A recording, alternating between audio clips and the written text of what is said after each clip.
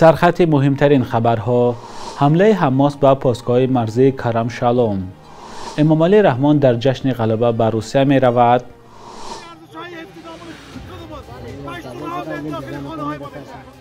و ساکنان بدخشان افغانستان ضد طالبان اعتراض کردند.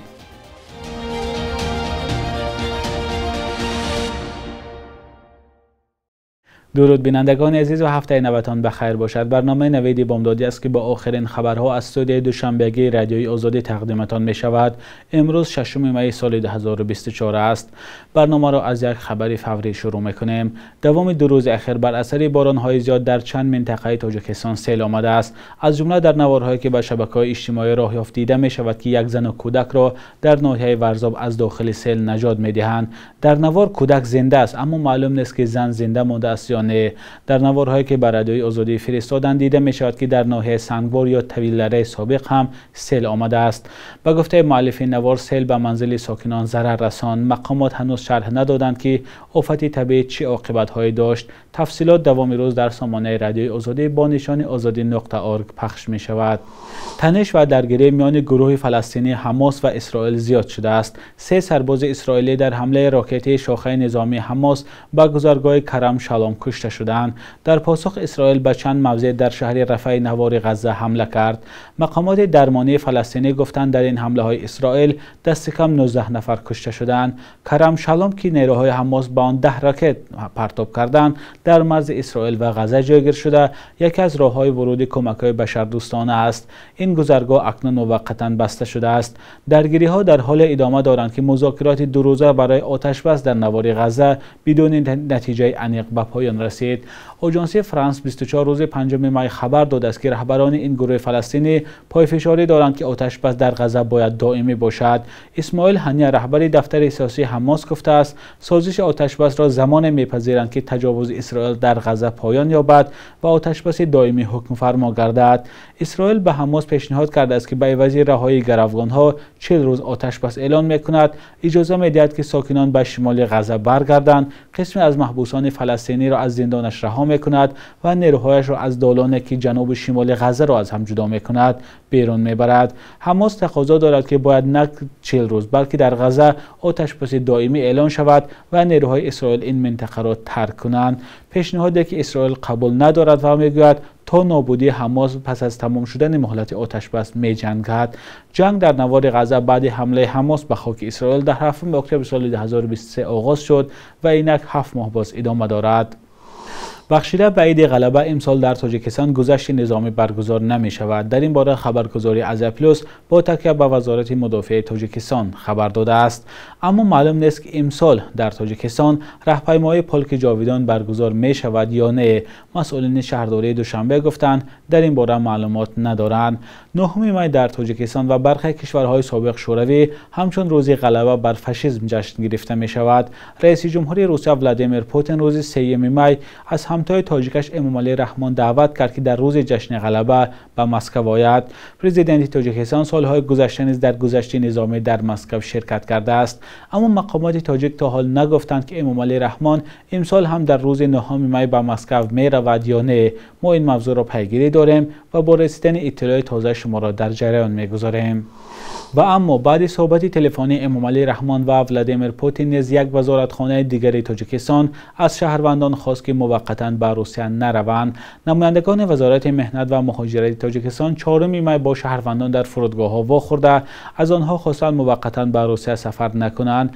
وزارت گفته است کارهای فهماندهی در فرودگاه‌های شهرهای دوشنبه، خوجند، بختر و کلاب به طور شبانه روزی از 1 می جریان دارد و در این صحبت‌ها با مهاجران برگشته و آنهایی که نیت سفر دارند درباره وضع در سرحد معلومات داده می شود.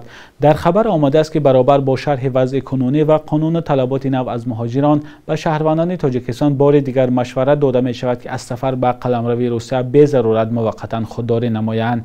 27 اپریل با چنین دعوت به شهروندان تاجیکستان وزارت کارهای خارجه نیز مراجعت کرده بود. اخیراً مقامات قرقیزستان هم به شهروندان این کشور توصیه دادند که از سفر به روسیه خودداری کنند.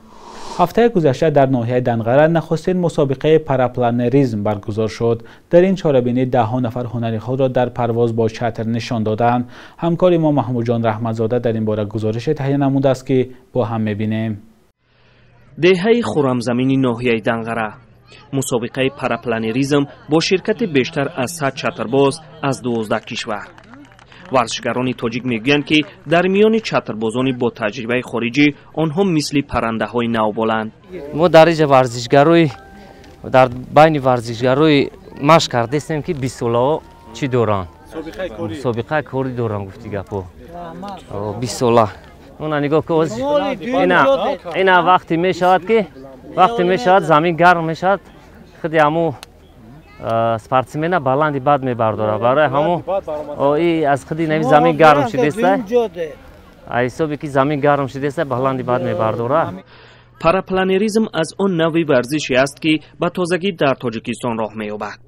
соли 2022 федератсияи парапланерӣ ба фаъолият шурӯъ кард. ин ҳам нахустин сабқати байналмилалист ки варзишгарони чанд кишварро бо ҳам овардааст. чатарбозон кӯҳҳои Тоҷикистонро барои ин навъи варзиш бисёр муносиб медонанд. И в прошлом году я влюбилась в эти горы, в этом году я все еще закрепляю свою любовь, потому что такие горы я еще нигде не встречала. Очень красиво, очень нравится полностью в целом страна, и также очень нравится гостеприимство, тепло и душевность самого народа Таджикистана. мусобиқаро барои дарёфти ҷоми президенти Тоҷикистон кумитаи кор бо ҷавонон ва варзиш федератсияи парапланеризм доир карданд. дар ин мусобиқа парчамҳои Иёлоти Муттаҳидаи Амрико, Имороти Муттаҳидаи Араб, Беларус, Русия, Ҳиндустон, Қазоқистон, Туркия, Ҷумҳурии Мардумии Чин, Узбекистон ва мизбони мусобиқа Тоҷикистон парафшонӣ мекарданд.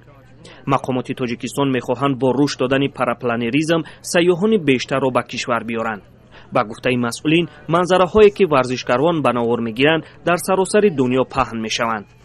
аммо ин навъи варзиш дар Тоҷикистон то чӣ андоза рушд ва тарафдор пайдо мекунад, вақт нишон хоҳад дод. маҳмудҷон раҳматзода, Озодӣ, ноҳияи Данғара.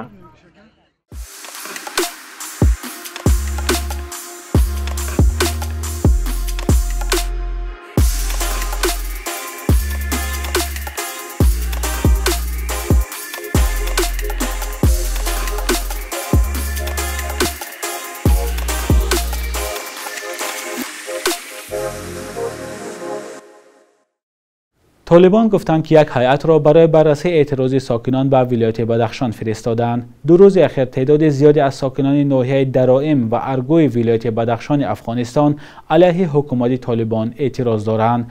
در نوارهایی که در شبکه‌های اجتماعی نشر شده است دیده می شود که ساکنان طالبان را به ظلم به اجازه وارد شدن به خانه‌هایشان و قتل ساکنان بیگناه متهم می کنند.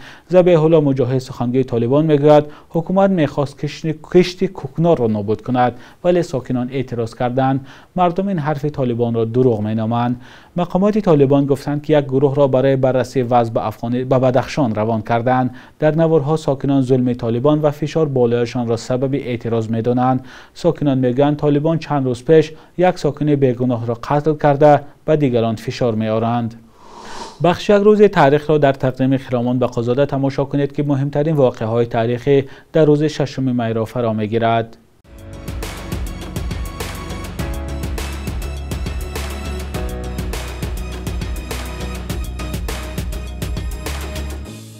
ششم می سال 1996 در دوشنبه 2 دانشمند معروف ساحه طب تاجیکستان یوسف اسحاقی و منهاج غلاموف کشته شدند. اسحاقی رکتر دانشگاه طبی به نام ابوعلی سینا و غلاموف سردختور بیماری‌های روحی وزارت بهداشت شام آن روز بعد کار هدف حمله‌گران مسلح قرار گرفتند. 6 می سال 2011 با قرار دادگاه ناحیه فردوسی شهر دوشنبه نشریه پیکان بسته شد.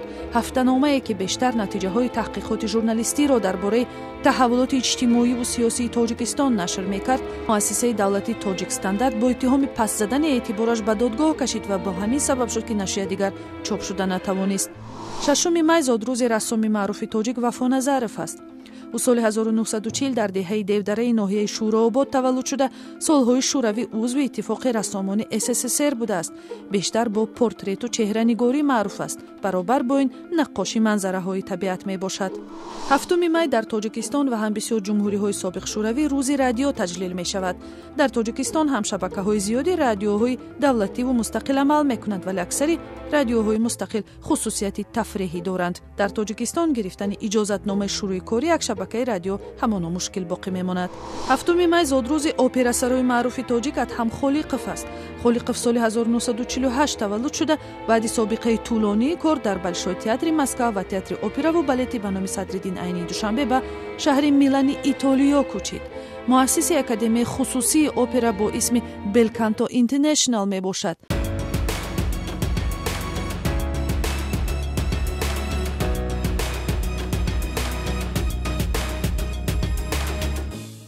صبح امروز در بانک تجارتی تاجیکستان 1000 روبل روسی تا 118 سامان برابر است 100 دلار آمریکایی باشد تا 1089 سامان ارزش دارد. قرب رسمی بانک ملی تاجیکستان برای امروز چنین تعیین شده است.